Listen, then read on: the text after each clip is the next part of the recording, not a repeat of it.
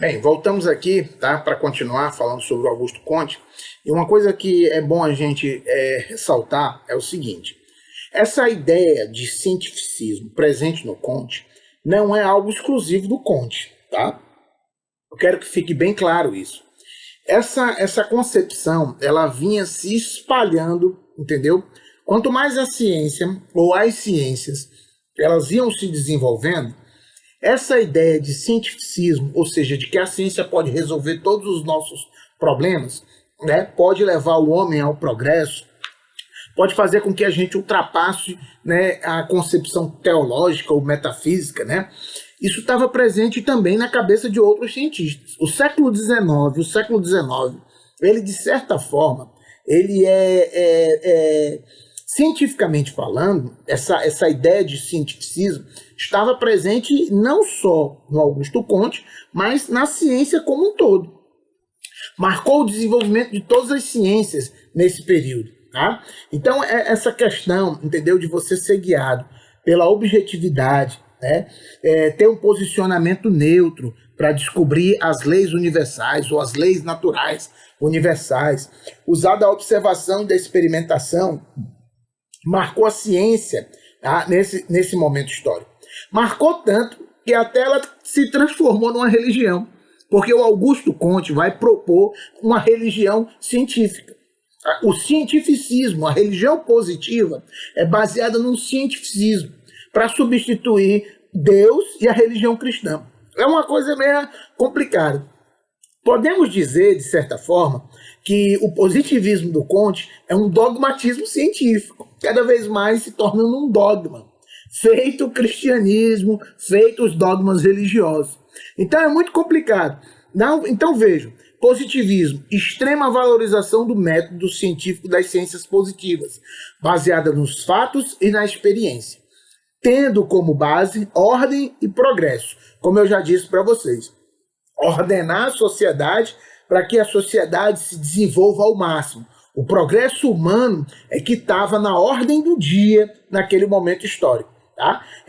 Foi algo fantástico, né? O século XIX acreditava-se, né, por causa do desenvolvimento científico, dos milagres que a ciência vinha trazendo, né, uma revolução muito rápida. O conhecimento científico, a partir de Isaac Newton, entrando no século XIX, né, século XVIII, século XIX e século XX, trouxe uma revolução nunca antes imaginada, entendeu? Para o homem. Se a gente for ver, né, a trajetória histórica da humanidade e as revoluções, né, que ocorreram, revoluções científicas, né, ligadas ao desenvolvimento do conhecimento, a gente vai ver que a maior revolução ocorre nesses momentos históricos, nesse período histórico, que também é o nosso período histórico, porque a gente está vivendo as consequências disso. Tá? Então, é muito complicado. Então, acreditava-se, né, piamente que a ciência ia resolver os nossos problemas. Tanto é que, ó, vejam, né, culto da ciência e sacralização do método científico. Ou seja, ocorreu uma dogmatização do processo.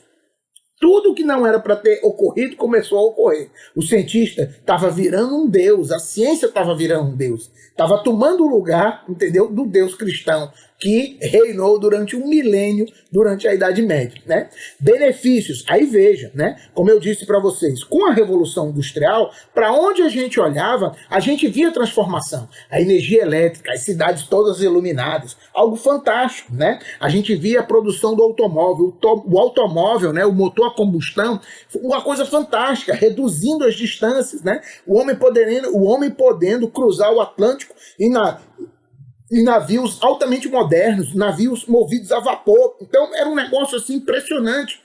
Logo no iniciozinho do século XX a gente tem o quê? O avião, né? O Santos Dumont, né, um dos grandes responsáveis pela invenção do avião, o 14 bis, né? A gente tem o aparecimento das aeronaves. Então era um negócio incrível. Então os benefícios da industrialização e otimismo em relação ao progresso capitalista. Era um negócio assim impressionante. O século XIX tinha algo assim muito para impressionar os indivíduos sobre uma posição como a posição do Conte, né?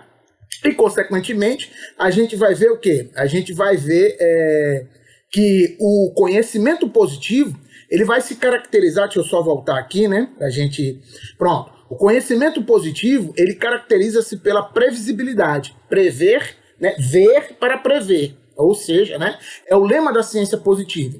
A previsibilidade científica permite o desenvolvimento da técnica. E assim o estado positivo corresponde à indústria, no sentido de exploração da natureza pelo homem. Ou seja, podemos afirmar que essa concepção positivista do Comte é o ápice da posição do Francis Bacon lá no século XVI, século XVII. Né? O conhecimento é poder, saber é poder. Então, o poder, né, de fato, estava realmente nas mãos, né, da ciência, segundo Augusto Comte, e era possível fazer isso, né, através da industrialização e através dessa exploração da natureza pelo homem. Consequentemente, né, a gente ia resolver os outros problemas. Tu acha que o Comte não estava vendo a desigualdade social, a miséria e a pobreza, né, que se instalaram, por exemplo, na França, antes da Revolução Francesa, ou na verdade, impulsionaram a Revolução Francesa, né? A Revolução Francesa, quando ela explode, mais de 80% dos franceses viviam na miséria. Tá? Naquele período histórico, no finalzinho do século XVIII, viviam na miséria. Aquilo ali é como se fosse um estopim, pólvora, pura pólvora, para explodir a Revolução. Consequentemente, o Comte via isso, mas ele acreditava que a ciência poderia resolver o problema. A ciência, entendeu? Através dos seus cálculos, através das suas experimentações, através da sua ordem e do seu progresso, poderia acabar com as desigualdades sociais. A indústria, na verdade, era a magnificência disso tudo, né? Era o impressionismo dessa realidade social. Em suma, o espírito positivo, segundo Comte, instaura as ciências como investigação do real. Ou seja, tudo deve passar pelo critério da ciência e das ciências empíricas, né?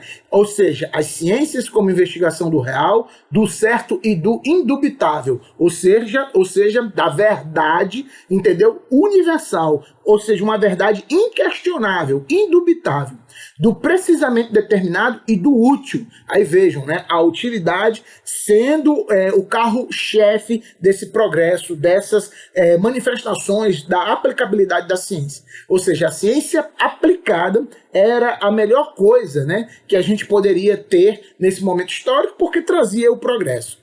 Nos domínios do social e do político, o estágio positivo do espírito humano marcaria a passagem do poder espiritual para as mãos dos sábios e cientistas e do poder material para o controle dos industriais. Então a gente teria o quê? A gente teria um exemplo, né? O Ford, Henry Ford. Henry Ford é um exemplo desse momento histórico, né? Quando ele cria o automóvel, quando ele começa a produzir o automóvel em série, né? O Ford T, a gente tem o quê? A gente tem exatamente o que Comte está dizendo. A gente tem a confirmação, a concretização social desse processo histórico, né? Isso já no finalzinho do século XIX para o século XX. E Comte vai morrer em 1857. Comte não vai ver nem tudo, né? Que esse progresso poderia ter alcançado. Ele não vai presenciar. Óbvio, também não vai presenciar as grandes mazelas e as grandes desgraças, que são a Primeira Guerra Mundial e a Segunda Guerra Mundial, que a gente vai falar na próxima aula já, entendeu? Para a gente poder introduzir depois a concepção do Círculo de Viena e o neopositivismo.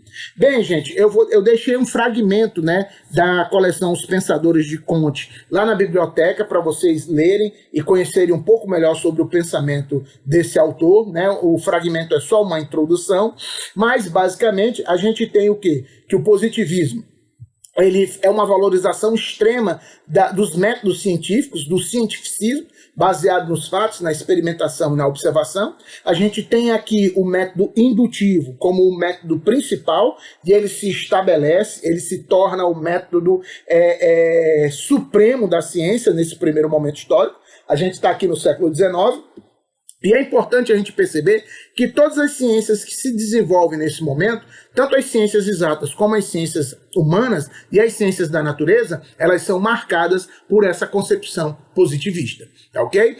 A gente volta na próxima aula para finalizar o Augusto Comte e, posteriormente, adentrar no neopositivismo. Valeu, gente, um abraço, a gente se encontra na próxima aula.